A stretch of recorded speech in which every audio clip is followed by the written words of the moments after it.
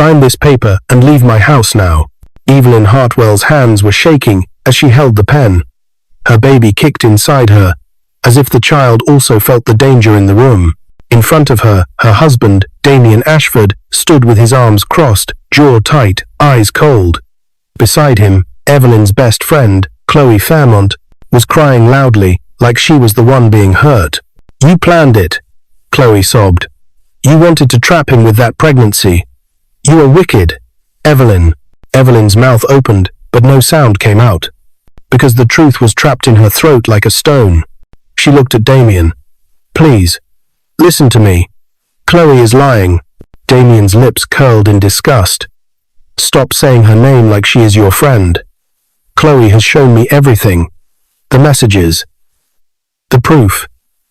You think I am stupid?" Evelyn stared. "Messages? What messages? I did not send anything." Damien slammed his phone on the center table. "So this is not you." Evelyn's eyes dropped to the screen, and her heart almost stopped. The messages were written in her style. Her words. Even her little emoji. It looked so real that even she felt confused for a second. But she knew she did not type them. She looked up slowly. "Chloe." Chloe's crying stopped for half a second. Not long. Just enough for Evelyn to see the fear flash in her eyes. Then Chloe cried again, louder. "See, she is blaming me. Damien, I told you, she is dangerous." Damien pointed to the front door of the Lecky duplex, like a judge giving a final sentence. "Get out." Evelyn's voice broke. "Damien, I am carrying your child." Damien's eyes did not move. That child could belong to anybody.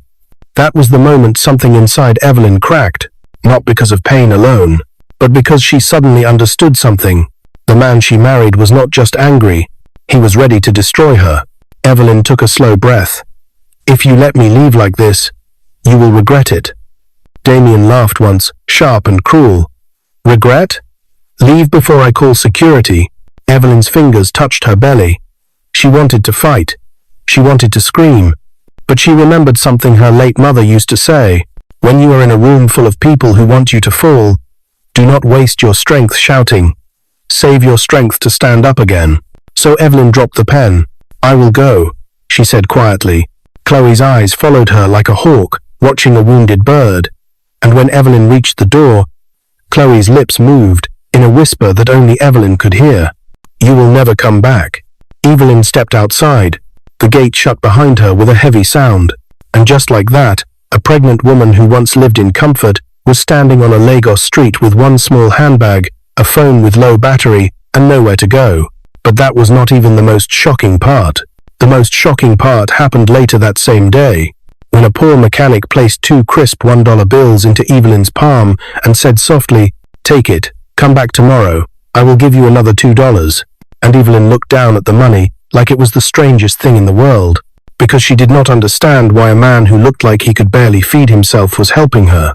And she definitely did not know yet that Damien's eyes were already on her from a distance, watching, planning, and ready to strike again.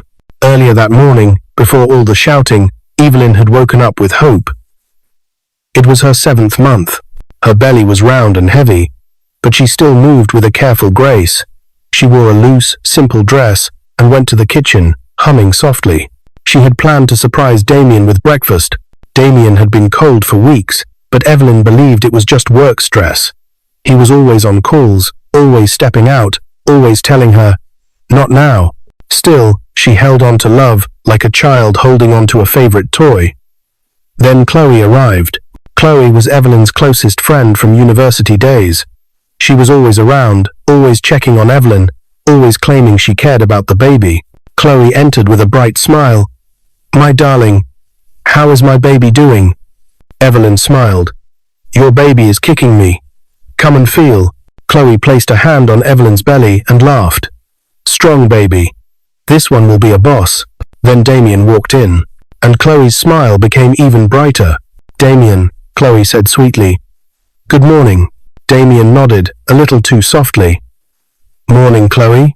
Evelyn noticed it, but she pushed the thought away, because sometimes your mind warns you, but your heart refuses to listen. Chloe sat down. Evelyn, I need to tell you something important. But do not panic, okay? Evelyn's stomach tightened. Tell me. Chloe leaned in. I saw a message last night on Damien's phone when he dropped it on the sofa. It was from a woman. Evelyn froze. A woman? Chloe nodded like she was in pain. I did not want to open it. But I saw the name. It was saved as Angel. I am sorry, Evelyn. Evelyn's breath came out slow. Chloe. Why would you even look at my husband's phone? Chloe lifted her hands quickly. I did not look. It was there. I only saw it by mistake. I am your friend. I am protecting you. Evelyn forced a smile that did not reach her eyes. Thank you, but I will talk to my husband. Chloe's face changed. Are you sure? He might twist it. Evelyn stood up. I will talk to him. That was when Damien walked back in, phone in hand, frowning. Where is the blue file? He asked. Evelyn replied gently. In the study. Damien. Can we talk? Damien's eyes went to Chloe, then back to Evelyn. About what? Evelyn swallowed. Someone texted you last night. A woman. Damien's face hardened. And? Evelyn tried to keep her voice calm. Who is Angel? Damien stared at her for 3 long seconds. Then he laughed. But it was not a funny laugh. It was the kind of laugh a person gives when they already decided you are guilty. So Chloe has started, Damien said slowly. Evelyn turned sharply. Chloe told you? Chloe's eyes widened in fake surprise. Evelyn, I did not. Damien raised his hand. Stop acting, both of you. Evelyn's heart beat faster. Damien, what is going on? Damien walked to the center table and dropped his phone again. Since you want to talk, he said, let us talk. And that was when Evelyn saw the messages. Not from Angel, but from her own number. Messages to Damien. Dirty, cruel, shameless messages. Messages that said she only married him for money. Messages that said the baby was not his. Messages that said she and another man were laughing at him. Evelyn's eyes watered. I did not send these. Chloe covered her mouth. Oh my goodness. Evelyn. Evelyn snapped. Stop saying my name like that. You are the one doing this. Damien's voice rose. So you admit it? You admit you are behind it? Evelyn shook her head wildly. No. I am saying Chloe is lying. Chloe began to cry. Damien, she wants to destroy me. She has always hated me. Evelyn stared. Hated you? Chloe, you begged to be in my wedding. Damien's face turned darker. Enough. I am done. And that was how the shouting started. That was how Evelyn got thrown out. Not because she did wrong, but because someone close to her knew exactly where to hit her to make her fall. Hours later, Evelyn sat on a low block wall near a busy road in Surulere, trying to breathe through the pain in her chest. Cars passed. People walked by. Nobody asked if she was okay. Her phone died. Her throat was dry. Her belly felt heavy. Then she heard a man's voice. Madam, are you all right? She looked up. A young man stood there with oil stains on his hands and a tired face. He wore a faded mechanic uniform and slippers. Behind him was a small roadside workshop with old car parts and a handwritten sign, Kingston Auto Repair. My name is Harvey Kingston, he said gently. I saw you sitting here for long. Evelyn tried to stand, but her legs wobbled. Harvey moved fast and supported her elbow. Easy. Evelyn's eyes filled again. I just need to rest. Harvey glanced at her belly and lowered his voice. You are pregnant. Do you have someone to call? Evelyn swallowed hard. Not anymore. Harvey hesitated, then reached into his pocket and brought out 2 $1 bills. Folded carefully like they were precious. Take, he said. Evelyn stared. No, please, Harvey said. It is not much, but you can buy food, water.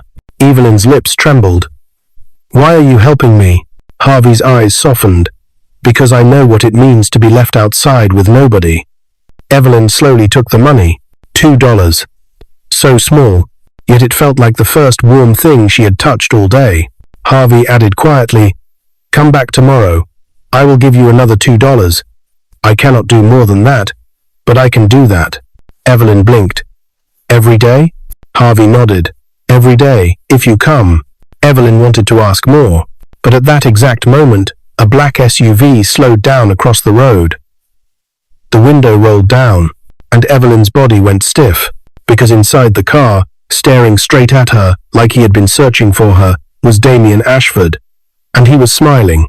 Not a happy smile, a dangerous one. Then he said one sentence, so calm that it sounded like a promise.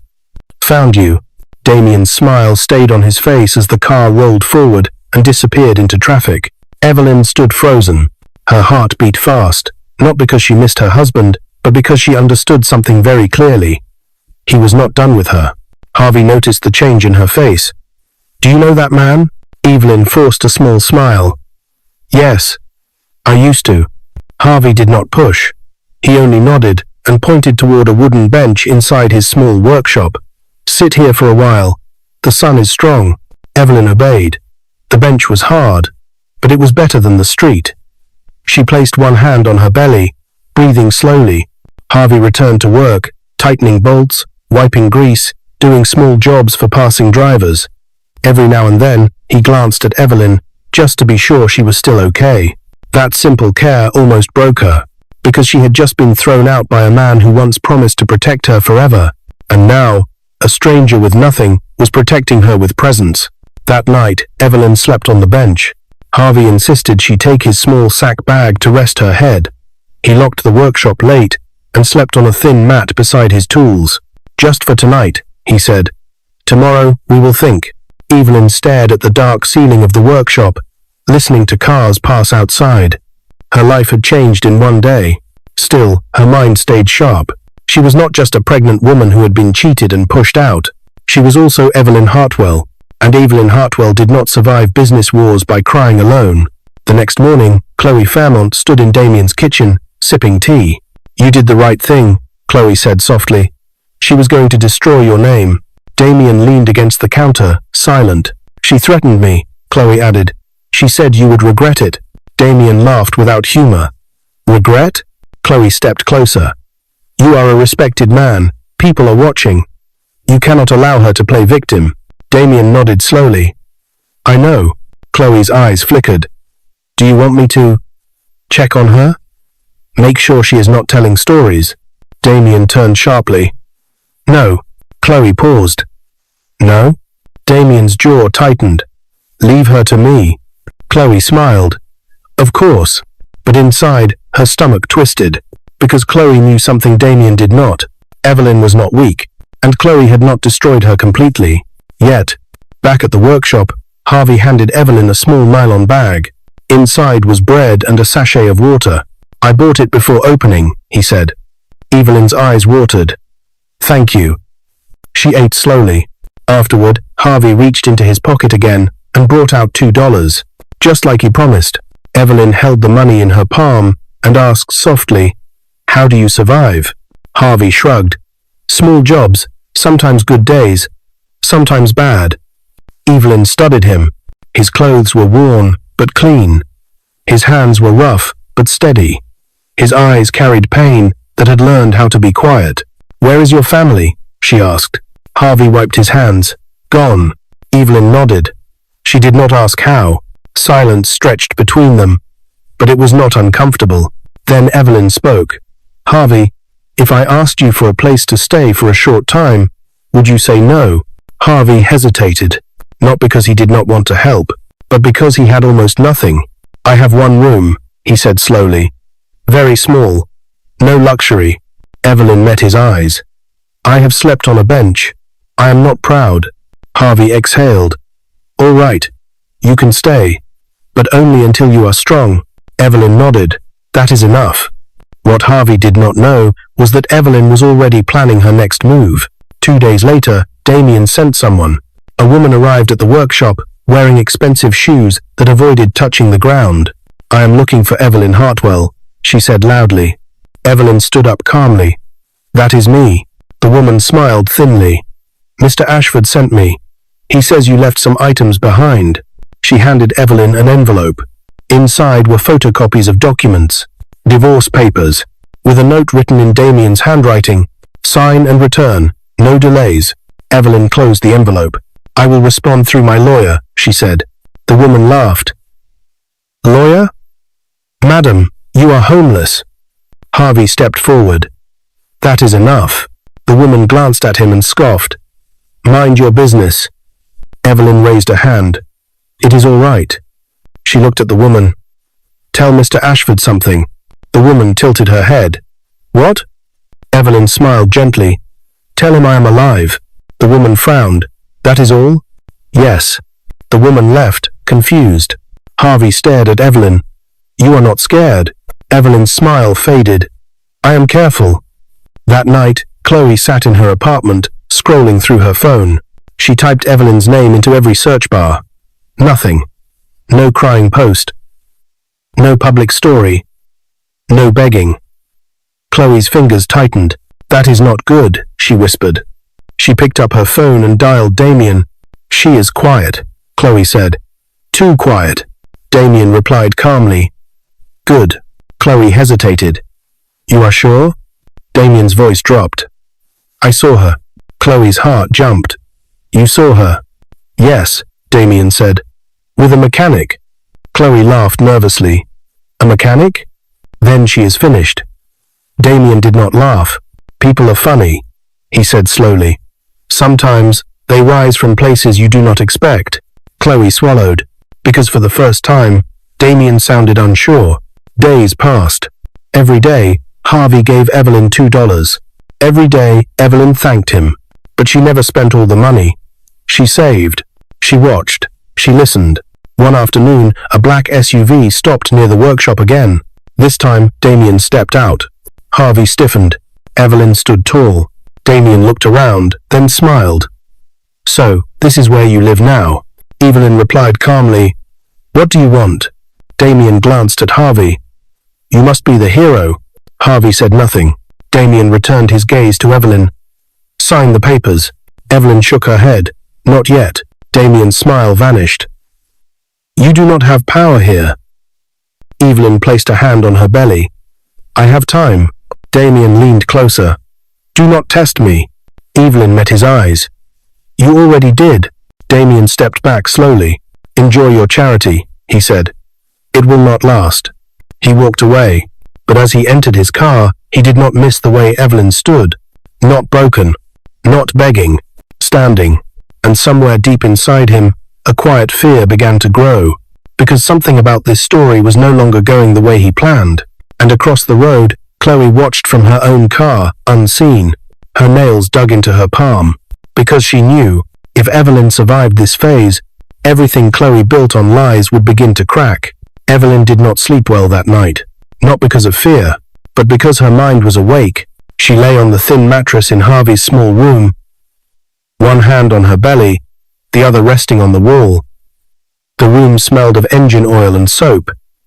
It was simple, quiet, safe, very different from the big house she once shared with Damien. And yet, this small room felt more honest. Her baby kicked gently. Evelyn whispered, I will protect you. The next morning, Harvey noticed something had changed. Evelyn woke up early. She swept the small space. She arranged his tools neatly. She washed her dress carefully and hung it to dry. You do not have to do all this, Harvey said. Evelyn smiled.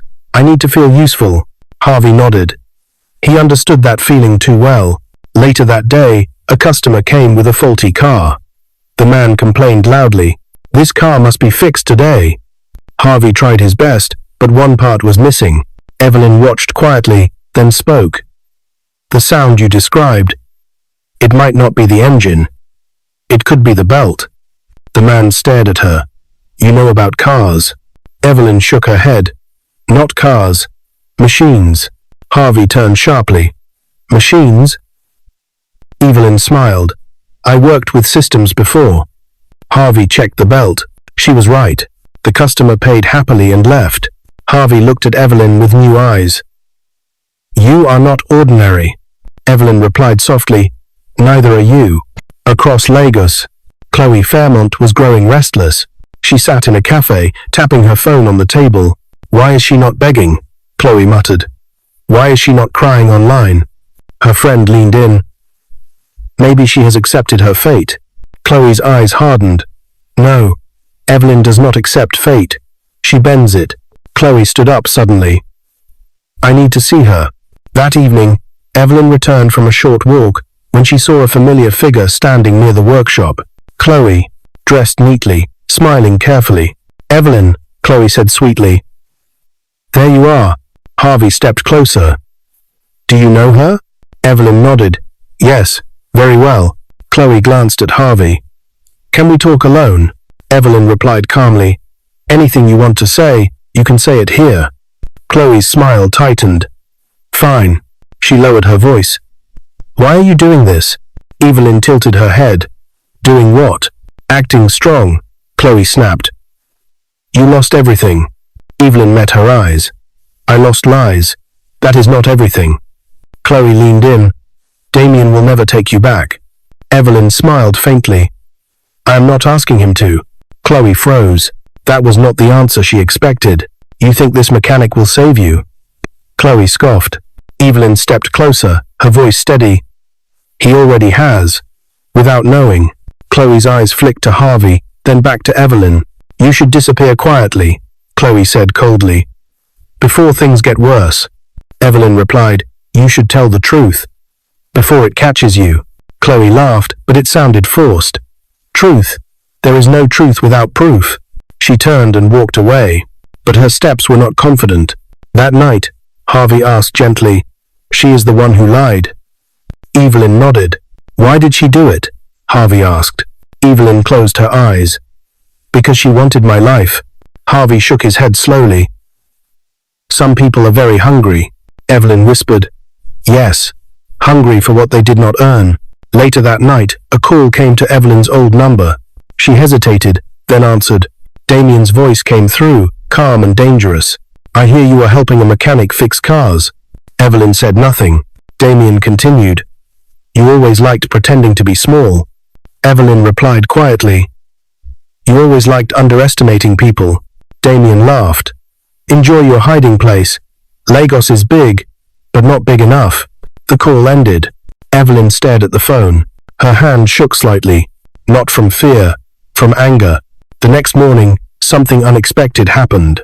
A black luxury car stopped in front of the workshop. Not Damien's. Different. A well-dressed man stepped out and looked around carefully. He asked, Is there a woman named Evelyn Hartwell here? Harvey stiffened. Evelyn stepped forward slowly. I am Evelyn. The man lowered his voice. Madam, we have been looking for you. Harvey turned sharply. Who are you? The man looked at Evelyn with deep respect. My name is Mr. Collins, he said, and your board is in chaos. Evelyn's breath caught. Harvey frowned. Board? What board? Evelyn's eyes locked with the man's, and for the first time since she was thrown out, her calm almost broke, because only one group of people called her that, and if they had found her, then everything was about to change. But before she could speak, another car pulled up behind the first one, and when Evelyn saw who stepped out, her heart stopped, because it was Damien, and he was not smiling anymore. Damien stepped out of the car slowly, adjusting his cufflinks like he was walking into a meeting, not a mechanic's yard. People nearby slowed down. Lagos people always notice drama. Evelyn did not move. Mr. Collins shifted uneasily. Sir, this is not the right. Damien raised a hand to silence him. Evelyn, Damien said, his voice calm but sharp. So it is true. Evelyn met his eyes. What is true? That you are hiding, he replied, glancing around the workshop. Here of all places. Harvey stepped forward instinctively. Sir, you cannot harass her here. Damien looked at Harvey for the first time. Properly this time. He scanned his stained uniform, his rough hands.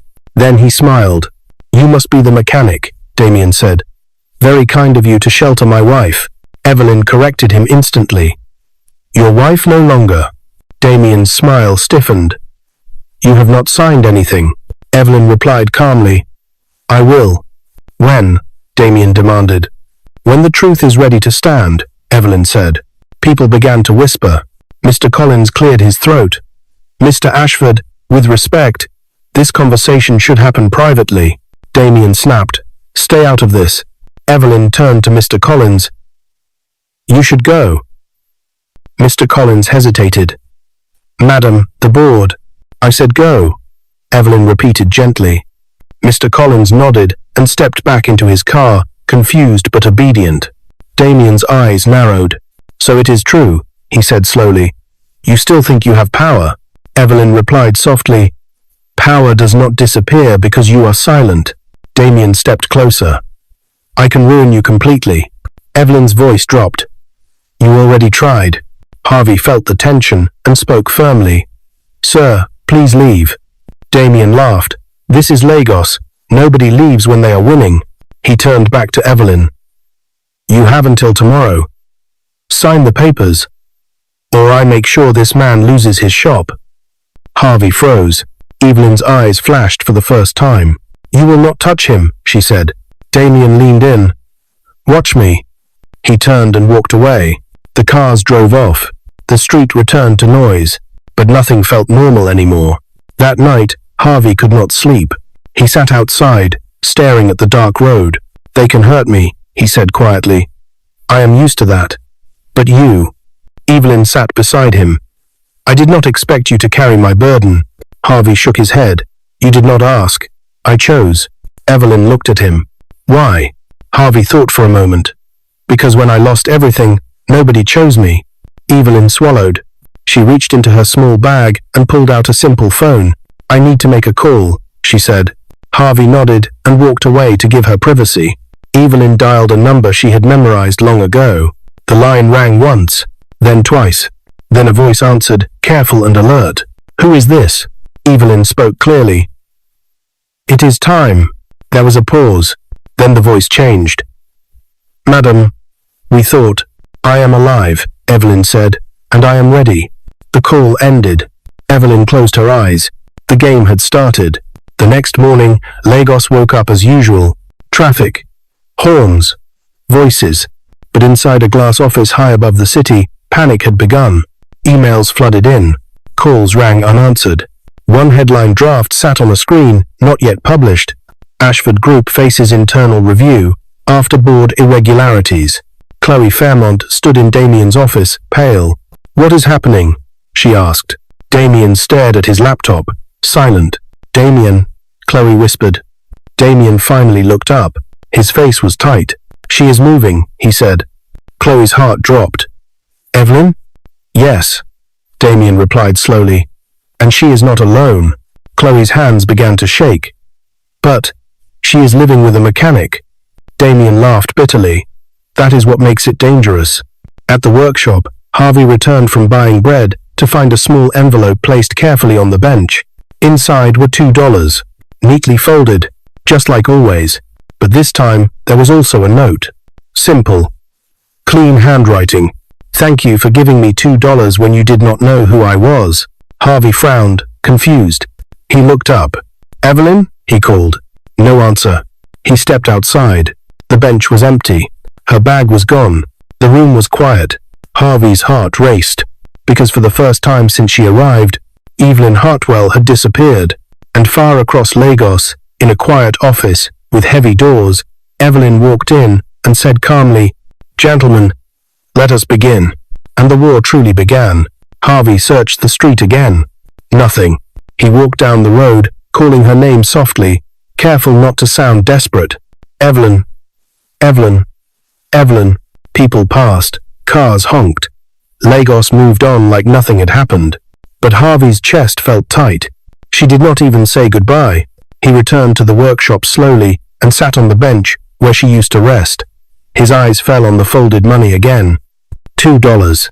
His $2. For the first time, the money felt heavy. "Did I do something wrong?" he whispered to himself. He folded the note again and placed it carefully inside his pocket. Like something fragile. Across the city, Evelyn sat in the back of a quiet car, her face calm, but her heart loud. Mr. Collins sat opposite her, nervous. "We were worried," he said. "When you disappeared, the board panicked." Evelyn looked out of the window. "Sometimes, silence is protection." Mr. Collins nodded. "Mr. Ashford has been making moves.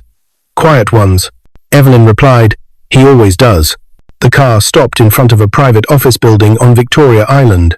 Security opened the door quickly. Inside, 5 men and 1 woman stood up the moment Evelyn walked in. "Madam Hartwell," they said together. Evelyn raised a hand, gently. "Sit."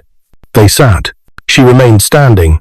"You all failed one test," she said calmly. The room went silent. "You assumed I was finished because I was quiet." Evelyn continued. "That mistake almost cost this company." One man cleared his throat. "We were misled." "Mr. Ashford," Evelyn cut in softly, "is not the company." She placed a folder on the table. Inside were documents, bank transfers, messages, fake evidence. "Someone here helped him," Evelyn said. Sweat appeared on foreheads. Evelyn's voice did not rise. "Before today ends, I will know who." At the same time, Damien was pacing his office. "Find her," he snapped into the phone. "I do not care how." Chloe stood near the window, restless. "She vanished again," Chloe said. "Like smoke." Damien turned sharply. "You said she was broken." Chloe swallowed. "She was, I think." Damien stared at her. "Think?" Chloe's voice dropped. "Damien, what if she exposes everything?" Damien laughed, but there was no joy in it. "Expose what?" Chloe's lips trembled. "The messages. The fake proof." Damien's eyes hardened. "You told me you handled that." "I did," Chloe said quickly. "I was careful." Damien walked closer, his voice low.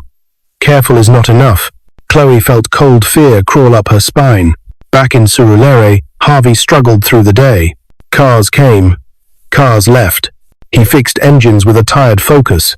People noticed he was quieter than usual. One customer asked, "Where is that pregnant woman?" Harvey replied, "She traveled." It was a lie, but he did not know the truth either. That afternoon, 2 men arrived. They wore neat shirts and carried files. "Are you Harvey Kingston?" one asked. "Yes," Harvey replied cautiously. "We are from the local council," the man said. "There is a complaint against this workshop." Harvey's heart dropped. "What complaint?" The man flipped a page. "Illegal operation. Noise disturbance. Land issue." Harvey knew. "Damien," the man continued, "you may be shut down pending investigation." Harvey clenched his fists. This was exactly what Damien promised. In the private office, Evelyn's phone buzzed. She looked at the message. "Cerulean workshop under threat. Mechanic involved." Her jaw tightened. She stood up immediately. "Meeting over," she said. Mr. Collins rose. "Madam, prepare the press," Evelyn said, "and call my legal team." She paused. "And get me an address in Surulere." That evening, Harvey locked up the workshop early. He sat alone inside, staring at the floor. "I should have stayed invisible," he muttered. The door opened. He looked up, and his breath caught. Evelyn stood there, not in worn clothes, not tired. She wore a simple but powerful dress, calm, clean, strong. "Evelyn?" Harvey whispered, unsure if he was dreaming. "I am sorry I left without telling you," she said softly. Harvey stood slowly. "Are you okay?" Evelyn nodded. "I am now." Harvey's voice shook. "They are trying to shut me down because of you." Evelyn stepped closer. "I know." Harvey sighed. "You should go. They are dangerous people." Evelyn met his eyes. "I am one of them." Harvey frowned. "What do you mean?" Evelyn took a slow breath. "Harvey," she said gently, "I am not just someone who needed $2. She reached into her bag and brought out an ID card. Harvey's eyes widened as he read it. His hands began to shake. "No," he whispered. Evelyn looked at him steadily. "I am the owner of Hartwell Global Holdings." Harvey staggered back and sat down hard. A billionaire?" he stammered. Evelyn nodded. "Yes." Silence filled the workshop. Harvey looked at the bench. The $2. The note. His chest rose and fell. "I gave you $2, he whispered. Evelyn's eyes softened. "You gave me dignity when I had none." Before Harvey could speak again, loud voices came from outside. Men. Official voices. The council officers had returned. Evelyn turned toward the door, her face calm but firm. "Stay here," she told Harvey.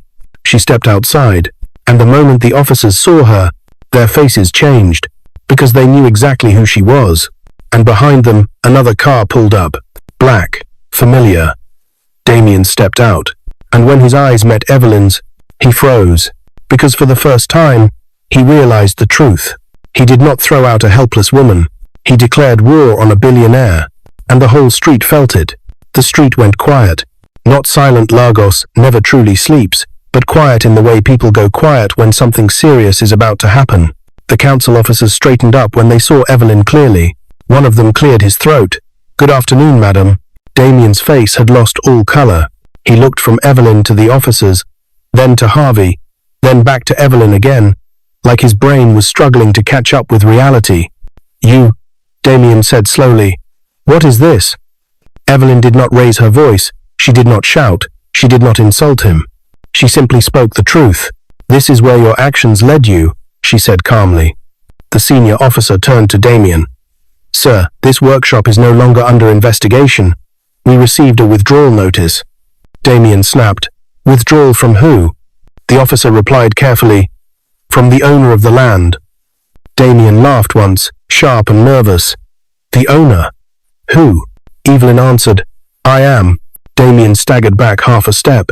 Harvey watched everything from inside the workshop, his hands shaking, his heart racing. This was the same woman who once thanked him for $2. Now, people stood straighter just because she was there. Chloe's car screeched to a stop at the far end of the street. She rushed out, heels clicking fast. "Damien," she called, "what is going on?" Then she saw Evelyn, and her world tilted. "You," Chloe whispered. "You lied. You said you had nothing." Evelyn turned to her slowly. "I never told you who I was. You never asked. You were too busy taking." Chloe's voice rose. "You cannot prove anything." Evelyn looked at her. "I already have." She nodded once. Cars arrived. Cameras. Phones lifted. Real-time Lagos drama. A reporter stepped forward. "Madam Hartwell, is it true that Ashford Group is under investigation?" Damien shouted, "This is a private matter." Evelyn raised a hand. "Let them ask," she said. She turned to the cameras. "Yes," Evelyn said clearly. "Ashford Group is under investigation for fraud, falsified evidence, and conspiracy." Chloe screamed, "She is lying."